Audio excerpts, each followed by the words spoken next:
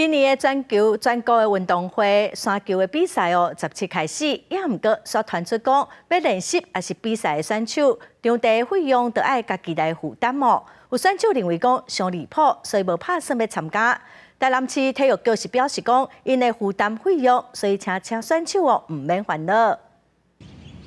拍山球的选手认真上好出，要赶伫比赛进前来热身。2023年全国运动会山球比赛10月17正式开始，也毋过各县市代表队前一天来看场地的时阵，要落去练习，拢爱家己负担场地的费用，引发争议。上一届在新北市办的时候，那么从练习日到比赛日4天，总共加起来5天，从来没有付过钱。这个选手要缴费才可以下场，我就觉得奇怪了，10几年来从来不是这样子的状况。我们就是生怕影响到选手的心情，好，那这方面我们都告诉选手说你。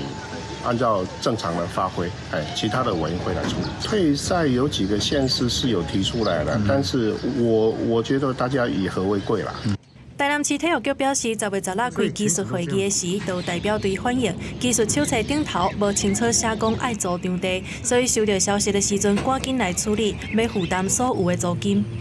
这个求职由我们台南市筹备处这边来负担不需要让来参加的同学的这个选手呢负担这样的费用。英国全国运动会山球比赛是由承办的县市负担选手伫比赛期间所有的费用。体育局这回照往例办理，场地租金差不多100万，希望选手会当安心比赛，袂受影响。记者综合报道。